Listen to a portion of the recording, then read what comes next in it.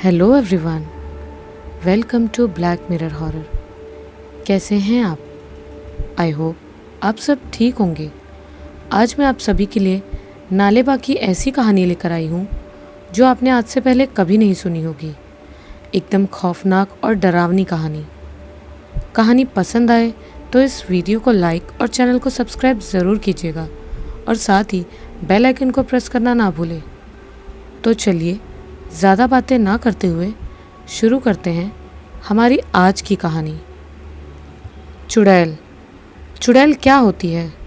बता सकता है तुम में से कोई? क्या होती है ये चुड़ैल? मैंने अपने दोस्तों से पूछा।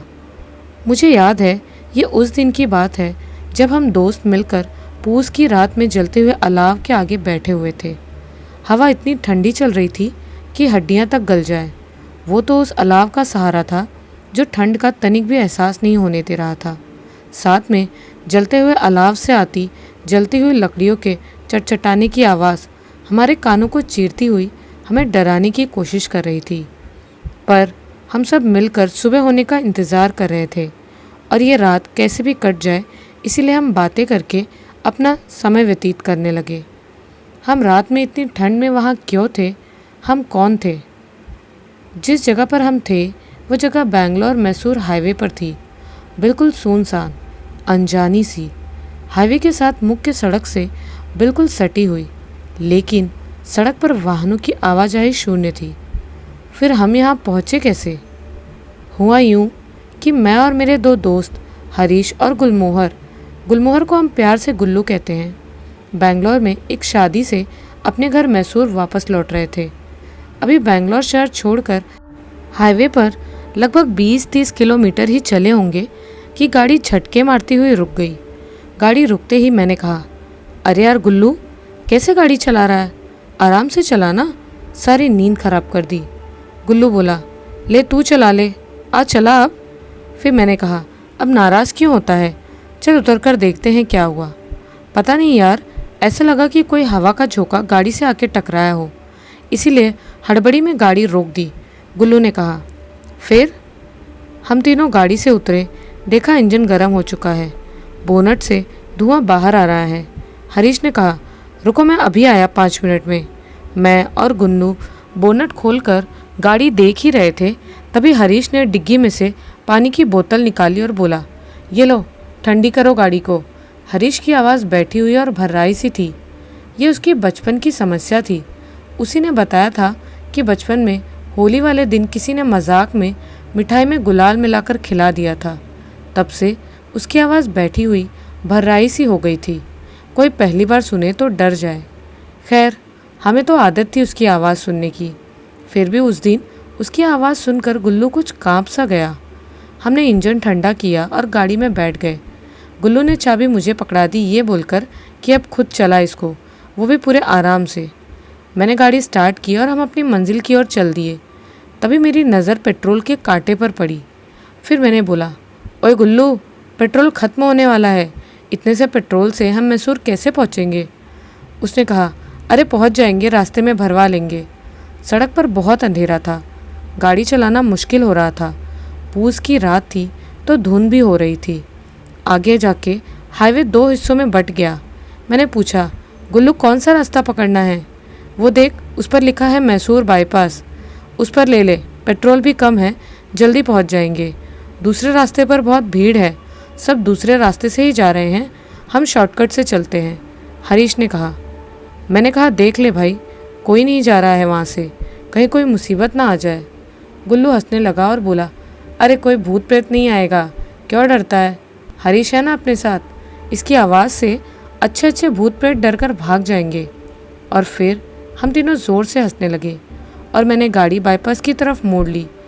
अभी कुछ 10-20 किलोमीटर ही चले होंगे कि गाड़ी फिर झटके मारकर रुक गई। गुल्लू बोला, अब क्या हुआ? चलाना आराम से। मैंने बोला, होना क्या है, पेट्रोल ख़त्म। यह हरीश के काम ऐसे ही होते हैं, इसको बोला था पेट्रोल डलवा कर लाना गाड़ी में, ऐसे ही ले आया होगा। हरीश अपनी बैठी हुई भर्राई सी आवाज़ में बोला, अरे देर हो रही थी इसलिए जैसी थी वैसे ले आया। अब उतरो नीचे और धक्का लगाओ, देखते हैं आगे कोई पेट्रोल पंप मिल जाए तो। अब हम में से बारी बारी एक आदमी स्टीयरिंग पर बैठता और बाकी दोनों धक्का लगाते। ऐसे चलते चलते हमने देखा कि सड़क के बीचों बीच एक बहुत विशालकाय बरगद का पेड़ है। वो सड़क के बिल्कुल बीच में है और उसके चारों तरफ बड़ा सा चबूतरा बना रखा है। वहीं से बगल से एक सकरा सा रास्ता दे रखा है जिसमें से बमुश्किल एक बार में एक गाड़ी निकल पाए। बरगद की बड़ी बड़ी लताएं नीचे लटकती हुई किसी के होने का एहसास करा रही थी। डर से हम तीनों के होश उड़ रहे थे। जैसे जैसे हम उस बरगद के पेड़ की तरफ बढ़ रहे थे, हमारी धड़कनें बढ़ती जा रही थी। यूँ लग रहा था कि वो पेड़ हमें ही देख रहा है और हमारी ओर बढ़ा चला रहा है। ऐसा लग रहा था कि मानो उस पर लताएं नहीं, कई सारे कटे हुए पैर लटक रहे हैं। अब सहमे सहमे से आगे बढ़ते गए हम, और हमारे दिमाग में ये बात चल रही थी कि ये पेड़ सड़क के बीचों बीच क्यों है, सड़क बनाते समय इसको हटाया क्यों नहीं गया। खैर, अब हम बिल्कुल पेड़ के बगल से गुजर रहे थे। सहसा ही मेरी दृष्टि पेड़ के चबूतरे पर रखे भगवान की तस्वीरों पर पड़ी और सब समझ आ गया कि ज़रूर ये पेड़ भूतिया पेड़ होगा, इसीलिए इसको काट नहीं पाए और लोगों ने खुद को बचाने के लिए पेड़ को लाल डोरे से बांध दिया था, भगवान की तस्वीर रख दी थी। शायद तभी वो पेड़ हमें सिर्फ घूर कर देखता रह गया, कुछ कर नहीं पाया। वहीं पेड़ के तने पर कुछ अक्षर उभरे हुए थे। शायद वहाँ की स्थानीय भाषा में कुछ लिखा था जो मुझे समझ नहीं आ रहा था, लेकिन अक्षरों की वो आकृति मेरे दिमाग में बैठ चुकी थी। हम थोड़ा और आगे बढ़े तो एक उजड़ी हुई वीरान बस्ती दिखाई दी। ऐसा लग रहा था जैसे हम किसी कब्रिस्तान से गुजर रहे हों। रात का सन्नाटा, सुनसान सड़क, सिर्फ हम तीन दोस्त। पूस की ठंडी रात में भी हमारे पसीने छूट रहे थे। यहाँ भी हर जगह वही अक्षर आकृतियाँ बनी हुई थी। और एक बात और, काफ़ी देर से हमें एक अजीब सी गंध का एहसास हो रहा था। पता नहीं क्या था वो सब। ऐसे ही चलते चलते हम काफ़ी दूर आ चुके थे। लगभग 4-5 किलोमीटर धक्का लगाने के बाद हम तीनों थक चुके थे। हमने सोचा गाड़ी में बैठकर आराम करते हैं और तीनों गाड़ी में बैठ गए। ठंड बहुत थी, पूरी गाड़ी बंद करने के बाद भी कपकपी नहीं रुक रही थी। तभी हरीश बोला, चलो बाहर अलाव जलाकर आग सेकते हैं, ऐसे तो गाड़ी में कुल्फ़ी जम जाएगी हमारी। रात काफ़ी हो चुकी थी, करीब 12 से 1 बजे के बीच का वक्त रहा होगा। हम गाड़ी से बाहर निकले, सड़क से नीचे उतरकर एक कोने में जगह ढूंढी, फिर लकड़ियाँ इकट्ठी की और अलाव जलाया। गुल्लू ने अपने लाइटर से 2-4 बूंद पेट्रोल लकड़ियों पर डाला और उसी लाइटर से आग लगा दी और हम आग सेकने लगे और हमने गप्पे मारना शुरू कर दिया। वहीं थोड़ी दूरी पर एक टूटी हुई दीवार थी, उसका दरवाज़ा भी अब जर्जर हो चुका था। धुंध बहुत थी तो कुछ साफ दिख नहीं रहा था। दीवार पर वहीं की लोकल भाषा में कुछ लिखा था। मैंने गुल्लू को बोला, क्या लिखा है, पढ़ना ज़रा। गुल्लू वहाँ की लोकल भाषा जानता था। उसने पढ़ने का प्रयास किया। अरे छोड़ो ना, हमें क्या करना है, कुछ भी लिखा हो। एक तो धुंध, ऊपर से दीवार पर जमी धूल, कुछ समझ नहीं आ रहा। गुल्लू बोला। और फिर हमारा पूरा ध्यान अलाव पर था। उससे अच्छी गर्मी मिल रही थी, ठंड का आभास खत्म हो चुका था। हमने काफ़ी लकड़ियाँ जोड़ ली थी जलाने के लिए, इससे आग काफ़ी तेज़ थी। हम बातें कर ही रहे थे तभी मेरे दिमाग में एक जिज्ञासा जागी। मैंने सोचा चलो पूछता हूँ, चुड़ैल, चुड़ैल क्या होती है? बता सकता है तुम में से कोई, क्या होती है चुड़ैल? मैंने अपने दोस्तों से पूछा। दोनों एकदम सन्न रह गए, जैसे मैंने पता नहीं क्या पूछ लिया। फिर हरीश बोला, अभी थोड़ी देर पहले तो डर रहा था, अब चुड़ैल के बारे में जानना है। हाँ तो क्या हुआ, उसके बारे में बात करने से क्या वो यहाँ प्रकट हो जाएगी? डर तो अब तुम रहे हो, मैंने कहा। हरीश बोला, सुनो मैं बताता हूँ चुड़ैल के बारे में। मैंने बहुत सुना है। और वो अपनी भर्राती हुई डरावनी सी आवाज़ में लगा सुनाने चुड़ैल के किस्से। तभी गुल्लू बोला, अच्छा पहले ये बता, ये चुड़ैल पैदा होती है या बाद में बनती है? हरीश ने बताया, देखो चुड़ैल कभी पैदा नहीं होती, ये तो मरने के बाद चुड़ैल बनती है। मैंने पूछा, कैसे? हरीश बोला, कहा यह जाता है कि जब कोई गर्भवती महिला दिवाली के 5वें दिन प्रसव पीड़ा में अप्राकृतिक मौत के कारण मर जाए तो वो बाद में चुड़ैल बन जाती है। चुड़ैल दिखने में बहुत ही डरावनी होती है। उनके पैर उल्टे होते हैं, उनके चेहरे पर मौत का खौफ दिखता है, बाल उलझे से बिखरे हुए, थोड़ी नुकीली लंबी सी होती है और चेहरे पर झुर्रियाँ छाई रहती हैं। ये कोई भी रूप धारण कर लेती है, स्त्री पुरुष कोई भी ये किसी की भी आवाज़ निकाल कर तुम्हें बहला सकती है। ऐसा सुना है कि रात में दरवाजे पर दस्तक देती है, तुम्हारे किसी चहेते की आवाज़ इस तरह निकाल कर पुकारती है कि जैसे वो किसी मुसीबत में हो और तुम झट से दरवाज़ा खोल दोगे और ऐसा करते ही तुम्हारी मौत हो जाएगी। यह पुरुषों को सुंदर महिला बनकर लुभाती है और उनका खून चूसकर अपनी उम्र को बढ़ाती है। इतने में गुल्लू बोला कि डायन भी तो यही करती है, पुरुषों को अपने वश में करती है। और क्या डायन और चुड़ैल एक ही चीज़ है? हरीश बोला, अरे नहीं, चुड़ैल और डायन में अंतर होता है। चुड़ैल तो मैंने जैसे बताया कि मरने के बाद बनती है, पर डायन जो होती है वो एक जिंदा स्त्री होती है। वो अपने तंत्र मंत्र काले जादू से पुरुषों को अपने वश में करती है। इसलिए तुमने सुना भी होगा कि कई जगह एक औरत को जलाकर मार दिया क्योंकि वो एक डायन थी, पर चुड़ैल को मारने की बात नहीं सुनी होगी, क्योंकि उसको कौन मारेगा, वो तो पहले ही मरी हुई है। तो क्या चुड़ैल को खत्म नहीं किया जा सकता है? मैंने पूछा। गुल्लू बोला, मैंने सुना है कि अगर चुड़ैल के पेट को काट कर उसके बच्चे को उससे अलग करके बरगद के नीचे दफना दे तो चुड़ैल की शक्ति खत्म हो जाती है और सदा के लिए शांत हो जाती है। फिर हरीश ने अपनी बात आगे बढ़ाई। उसने बताया कि उसकी दादी माँ ने बचपन में उसे एक चुड़ैल का किस्सा सुनाया था। करीब 100-150 साल पुराना किस्सा होगा। नालेबा का। दादी माँ ऐसा बताती थी। तुम लोग सुनना चाहोगे नालेबा की कहानी? मैंने पूछा, ये नालेबा क्या भला है? गुल्लू बोला, अरे कुछ नहीं, ये यहाँ की लोकल भाषा का शब्द है जिसका हिंदी में अर्थ होता है कल आना। अच्छा, कहकर मैंने कहा, सुनाओ सुनाओ। गुल्लू बोला, कहीं तुम वो श्रद्धा कपूर की फिल्म स्त्री कल आना की कहानी तो नहीं सुनाने वाले जिसमें चुड़ैल को कहते हैं कल आना? हरीश बोला, अरे नहीं यार, उल्टे वो फिल्म इस कहानी से प्रेरित होकर बनी है और फिर मेरी कहानी तो उसके उलट है एकदम। उलट? वो कैसे? मैंने पूछा। हरीश बोला, सुनोगे तो पता चलेगा तुम्हें, पहले सुन तो लो। ये एक गांव की कहानी है। बैंगलोर के पास एक गांव था, बहुत बड़ा नहीं, छोटा सा ही रहा होगा। गांव में एक परिवार था। उस परिवार में एक बहुत ही सुंदर स्त्री थी जो कि गर्भवती थी। गांव के बाहर एक बरगद का पेड़ था। उससे कुछ दूरी पर सड़क किनारे बहुत सारे छोटे छोटे कब्रिस्तान बने हुए थे और दूर एक बड़ा कब्रिस्तान भी था। मैंने पूछा, बहुत सारे कब्रिस्तान क्यों? और क्या वो मुर्दे को जलाते नहीं थे? नहीं, उस गांव की अपनी एक परंपरा थी जिसमें मरने वाले के आधे शरीर को, मतलब धड़ से नीचे वाले हिस्से को जलाया जाता था और ऊपर वाले हिस्से को दफनाया जाता था। और एक व्यक्ति को दफनाने के बाद कब्रिस्तान की दीवार पर लिख दिया जाता था, नालेबा, मतलब कल आना। गुल्लू बोला, ऐसा क्यों भाई? एक कब्रिस्तान में एक मुर्दा क्यों और नालेबा क्यों लिखते थे? हरीश बोला, क्योंकि मुर्दों को 2 हिस्सों में रखा जाता था। एक को बरगद के नीचे जला दिया जाता था तो दूसरे को दफनाया जाता था। जब दफनाया जाता था तो साथ में उनके सभी वस्त्र और खाने पीने का सामान भी रखा जाता था। ऐसा कहा जाता है कि जो भी स्त्री गर्भावस्था में अप्राकृतिक मौत मरेगी वो चुड़ैल बनती है। ये मैंने बताया था अभी। बस इसलिए इनकी खाने की व्यवस्था वहीं कर दी जाती थी ताकि चुड़ैल वहाँ से बाहर ना आए। यदि कोई इन्हें देख ले तो चुड़ैल उसको मार डालेगी। इसलिए कब्रिस्तान के बाहर नालेबा लिखवा दिया जाता था ताकि कोई भूल से भी अंदर ना चले जाए। और क्या उसका खाना कभी खत्म नहीं होता था क्या?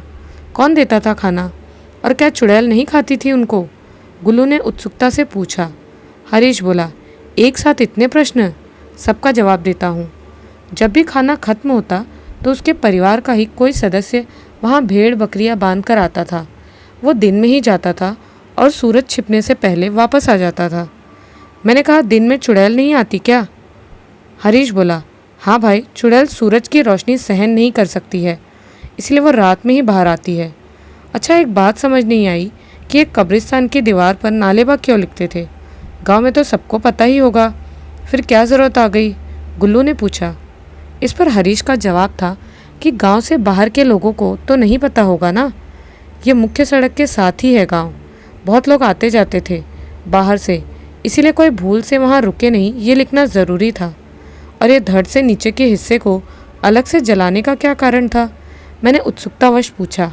हरीश ने बताया कि गांव के लोग ऐसा मानते थे कि ऐसा करने से चुड़ैल अपाहिज हो जाएगी और लोगों को परेशान करने के लिए इस कब्रिस्तान से बाहर ज़्यादा दूर नहीं जा पाएगी, गांव में प्रवेश नहीं कर पाएगी।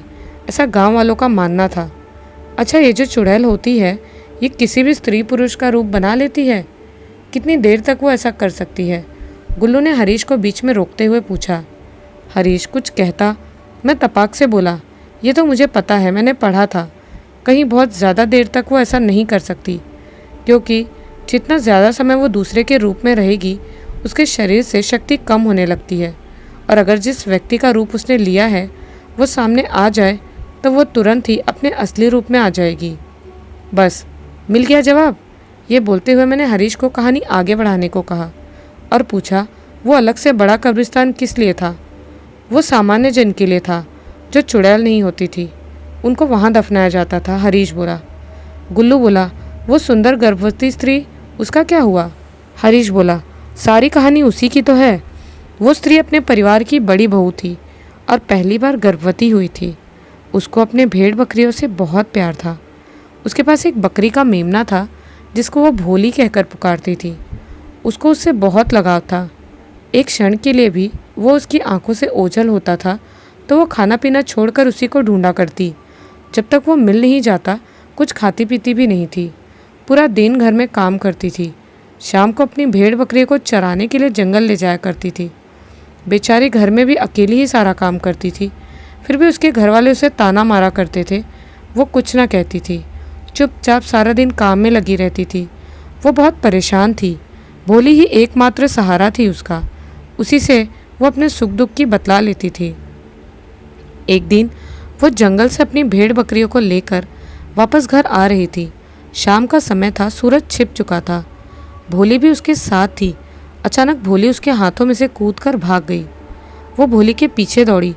उसने देखा भोली कब्रिस्तान में चली गई है। स्त्री घबरा गई। वो कब्रिस्तान के बाहर ही रुक गई। उसकी नज़र नालेबा पर पड़ी, इसलिए वो अंदर जाने से डर रही थी। उसने बाहर से ही आवाज़ लगाई, भोली भोली, पर वो नहीं आई।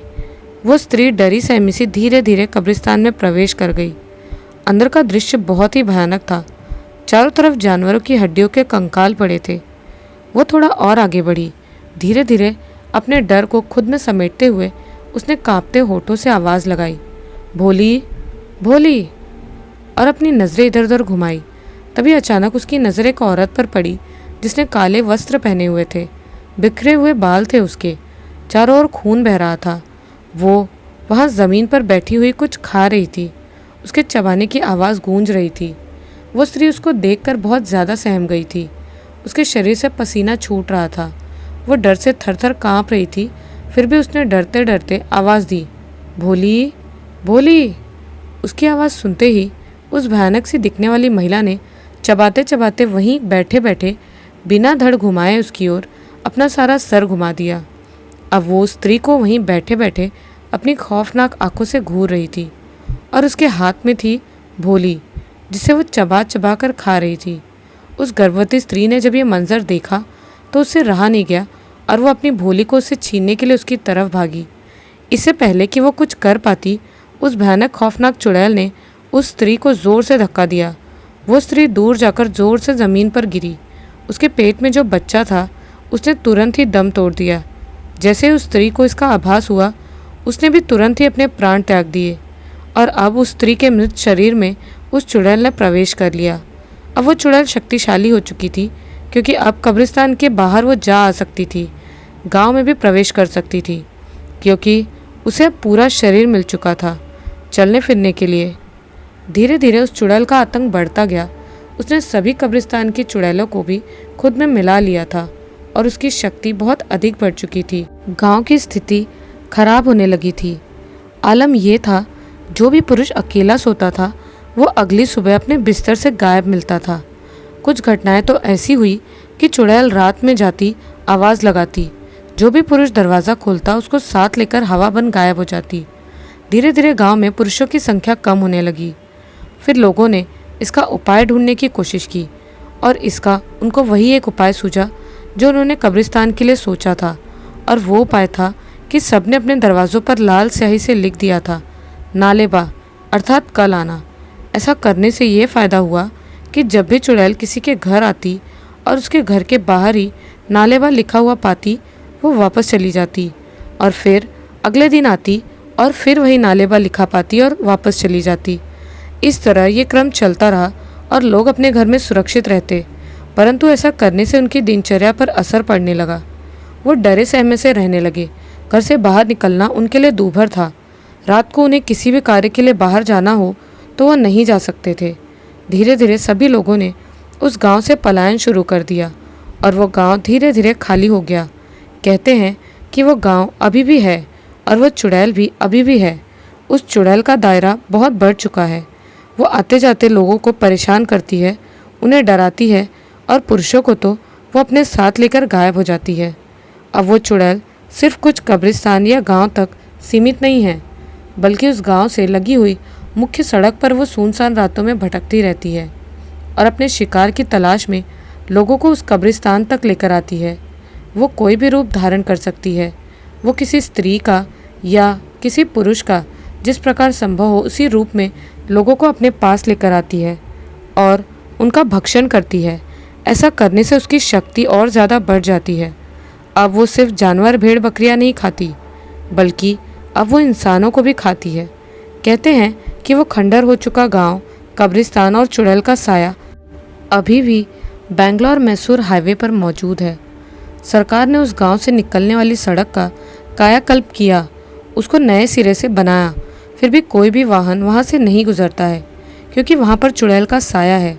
चुड़ैल का साया पूरे हाईवे पर पाया जाता है, लेकिन उस गांव के नज़दीक उसकी दहशत बहुत ज़्यादा है, इसीलिए कोई भी उस शॉर्टकट रास्ते में दाखिल होने की हिम्मत नहीं करता है। अचानक हमें ठंड का एहसास होने लगा। हमारा शरीर कांप रहा था। तभी मेरी नज़र अलाव पर गई। मैंने देखा अलाव बुझने वाला था। फिर मैंने अपने साथियों से कहा कि यह अलाव बुझने वाला है, चलो और लकड़ियाँ लाते हैं ताकि हम ठंड में आराम से बैठकर अलाव की तपश ले सके। हरीश ने कहा कि मुझे मालूम है लकड़ियाँ कहाँ मिलेंगी, मैं अभी आया। ये कहकर वो आगे की तरफ बढ़ गया, वहीं उस दीवार की ओर जहाँ कुछ धुंधला सा लिखा हुआ था जिसे हम पढ़ नहीं पा रहे थे। पीछे पीछे गुल्लू भी लकड़ी लेने के लिए उसके पीछे गया। मैं भी उनके साथ हो लिया। हरीश थोड़ा तेज़ तेज़ चल रहा था, वो हमसे आगे था। मैं और गुल्लू हरीश के पीछे थे। वो दीवार के उस तरफ चला गया लकड़ियाँ लेने। तभी मेरी नज़र उस दीवार पर लिखे हुए पर पड़ी। मैंने गुल्लू को कहा, अब पढ़ो, हम इसके काफ़ी नज़दीक हैं, अब समझ आ जाएगा कि क्या लिखा है। गुल्लू ने थोड़ा ध्यान जमाया, जमी हुई धूल को हाथों से झाड़ा और उसको पढ़ने की कोशिश की। उसको पढ़ते ही गुल्लू की ज़ुबान जैसे हलक में अटक गई हो। ऐसा लगा वो कुछ बताना चाह रहा था पर बोल नहीं पा रहा था। मैंने गुल्लू को झिंझोड़ा और पूछा, क्या हुआ, ऐसा क्या लिखा है? इसमें वह घबराते हुए अटकते हुए बोला, नालेबा। और मेरी नज़र उस लिखे हुए पर पड़ी। मुझे वो पढ़ना तो नहीं आता था, परंतु उसे देखकर ऐसा लगा कि अक्षरों की इन आकृतियों को मैंने पहले भी कहीं देखा है। मैंने अपने दिमाग पर जोर दिया तो मुझे याद आया, अभी जब हम गाड़ी को धक्का लगाते हुए आ रहे थे तो रास्ते में जो बरगद का पेड़ था उस पर भी ऐसा ही कुछ लिखा था। साथ में हमें जो खंडर वीरान गांव मिला था वहाँ भी दरवाज़ों पर इसी तरह से अक्षरों की आकृतियाँ बनी हुई थी। फिर मुझे ये समझने में ज़रा भी देर न लगी कि अब हम तीनों बुरी तरह से फंस चुके हैं और उस चुड़ैल के साए में हम बुरी तरह से फंस चुके हैं। अब वो चुड़ैल अपने चंगुल से हमें बचकर जाने नहीं देगी। मैं और गुल्लू हरीश को आवाज़ देने लगे, जल्दी निकलो, यहाँ से हम फंस चुके हैं। और ये कहते हुए हम अपनी गाड़ी की ओर भागे, परंतु अंदर से कोई जवाब नहीं मिला। हरीश शायद लकड़ियाँ ढूंढने आगे निकल चुका था। जब हम वापस गाड़ी के पास आए तो क्या देखते हैं कि हरीश गाड़ी में पेट्रोल डाल रहा है। हाथ में पेट्रोल से भरी कैन लेकर गाड़ी में पेट्रोल डालता जा रहा था और हम पर चिल्ला रहा था कि क्या यार, तुम मुझे वहाँ कहाँ अकेला छोड़ गए? मैंने तुमसे कहा था ना कि अभी 5 मिनट में आता हूँ। जब गाड़ी रुकी थी तो मैंने पेट्रोल के कांटे की तरफ देखा था। मुझे पता चल गया था कि गाड़ी में पेट्रोल ख़त्म होने वाला है, ज़्यादा देर तक नहीं चलेगी। वहीं पीछे ही पेट्रोल पंप दिख गया था मुझको, इसलिए डिग्गी में से कैन लेकर पेट्रोल लेने चला गया था और कहकर भी गया था ना कि अभी 5 मिनट में आता हूँ। फिर तुम वहाँ मुझे अकेला छोड़कर चले आए। हरीश बिना रुके एक ही सांस में बोले जा रहा था और हम दोनों उसको खौफजदा आंखों से देखे ही जा रहे थे कि ये हो क्या रहा है। हरीश बोलता ही जा रहा था, कितनी मुश्किलों से तुम्हें ढूंढा है, तुम्हारा किसी का फ़ोन भी नहीं लग रहा था, कब से पैदल चल रहा हूँ, एक व्यक्ति से लिफ्ट मांगी थी, फिर बाईपास के नज़दीक आकर वहाँ कुछ लोगों से पूछा, गाड़ी का नंबर बताया कि इस नंबर की गाड़ी किस तरफ गई है। उन्होंने बताया कि बाईपास पर गई है। मैंने जिससे लिफ्ट ली थी उसे बाईपास पर जाने से उसने मना कर दिया। उसने बोला कि मुझे वहाँ नहीं जाना, मुझे नहीं मरना वहाँ जाकर। ये कहकर उसने बाईपास के पास छोड़ दिया। मैं तब से यहाँ तुम्हें ढूंढता हुआ पैदल आ रहा हूँ। उसने पेट्रोल टैंक बंद किया और कैन को डिग्गी में रखा और बोला, अब ऐसे देख क्या रहे हो, चलो गाड़ी में बैठो, घर नहीं चलना क्या? हम स्तब्ध से हरीश की ओर आश्चर्यचकित होकर देख रहे थे। तभी पीछे से एक व्यक्ति आवाज़ लगाता हुआ हमारी ओर आया, अरे देखो भाइयों, मैं लकड़ियाँ ले आया। हमने पलट कर देखा तो हरीश लकड़ियाँ लेकर हमारी ओर आ रहा था। हम थरथर काँप रहे थे, हमारे साथ दांत किटकिटा रहे थे। इस ठंड में भी हमारे शरीर से पसीना पानी की तरह बह रहा था। कुछ समझ नहीं आ रहा था ये क्या हो रहा है। इधर भी हरीश, उधर भी हरीश, कौन सही कौन गलत, हम किस मायाजाल में फंस गए हैं।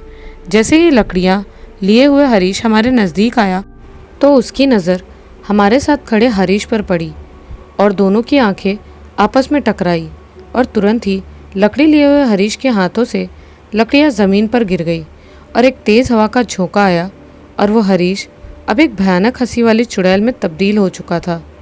उसके बिखरे हुए बड़े बड़े बाल, आंखों से टपकता हुआ खून, चेहरे पर झुर्रियाँ और नुकीली ठुड्डी देखकर हमें समझने में ज़रा भी देर न लगी कि ये तो वही चुड़ैल है जिसका इस गांव और हाईवे पर साया मंडराता रहता है। अब हमें उससे बचकर निकलना था, परंतु वो चुड़ैल बहुत ही शक्तिशाली थी, उससे बच पाना मुश्किल था। वो हमारी ओर बढ़ने लगी और हम उससे खुद को बचाने का प्रयास करने लगे। उसने हम पर जानलेवा हमला किया। जैसे तैसे हमने अपनी जान बचाई और हम तीनों अलग अलग दिशा की ओर भागे। फिर मुझे गुल्लू की बात याद आई।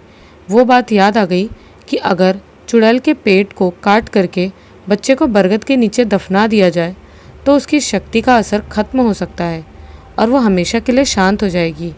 पर यह करना बहुत मुश्किल था। इसके लिए हमें कब्रिस्तान के अंदर जाना था और उस स्त्री के पेट को काटकर वहाँ से बच्चे को निकाल कर दूर उस बरगद के नीचे दफनाना था। ये कार्य बहुत कठिन था। चुड़ैल हमें ढूंढ रही थी और हम उसे छिपते हुए कब्रिस्तान में प्रवेश कर गए। वहाँ हमने उस महिला की लाश को देखा। वो लगभग गल चुकी थी और उसमें कंकाल के अलावा कुछ नहीं बचा था। हमने देखा उसके पेट वाले हिस्से पर छोटा सा कंकाल है। वो निश्चित ही उसका मरा हुआ बच्चा होगा। हमने उसे उठा लिया। उसके बच्चे को उठाते ही वो चुड़ैल बहुत ही विकराल हो गई और भयानक तरीके से हम पर हमले करने लगी। हम उसके हमले से बचने का प्रयास लगातार करते रहे और बचते बचाते जैसे तैसे डरते हुए हम बरगद के नीचे पहुँचे और बरगद के पास जाकर हमने तुरंत उसके बच्चे को दफनाने का प्रयास किया, परंतु बरगद पर लटक रहे कटे हुए पैर हमारे काम में बाधा बन रहे थे और वो हमें लगातार परेशान कर रहे थे और हमें ये काम नहीं करने दे रहे थे। फिर मैंने हनुमान चालीसा का पाठ शुरू किया और हनुमान चालीसा के असर से कटे हुए पैर शांत हो गए। गुल्लू ने फटाफट गड्ढा खोदा और हरीश ने उसे दफना दिया। उसके दफन होते ही एक भयानक चीख हमें सुनाई दी और देखा हवा में चारों तरफ चुड़ैलें मंडराने लगी। वो सब कब्रिस्तान के बाहर थी क्योंकि जो चुड़ैलें थी वो उस औरत के द्वारा आपस में जुड़ी हुई थी। अब हमने बच्चे को दफना दिया था तो उस औरत की आत्मा को मुक्ति मिल चुकी थी और इस कारण से सभी चुड़ैल औरत के शरीर से बाहर निकलकर चारों तरफ आसमान में फैल चुकी थी। अब बचना हमारे लिए और मुश्किल लगने लगा था। हम सबको काफ़ी चोटें आ चुकी थी। हम लहूलुहान हो चुके थे। अब तो सिर्फ वहाँ से भागकर ही जान बचाई जा सकती थी, परंतु भागकर भी कैसे, क्या तरीका हो भागने का, हमने सोचा। थोड़ी देर बाद मुझे कुछ सूझा कि हम लहूलुहान तो पहले से ही हो चुके थे। हम नहीं चाहते थे कि हमारा और खून बहे और हम इन चुड़ैलों का भोजन बन जाए।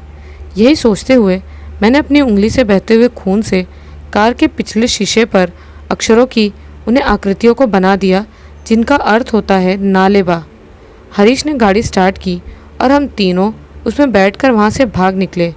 चुड़ैलें हमारे पीछे आईं, परंतु उन्होंने गाड़ी के पीछे नालेबा लिखा हुआ देखा और वहीं रुक गई।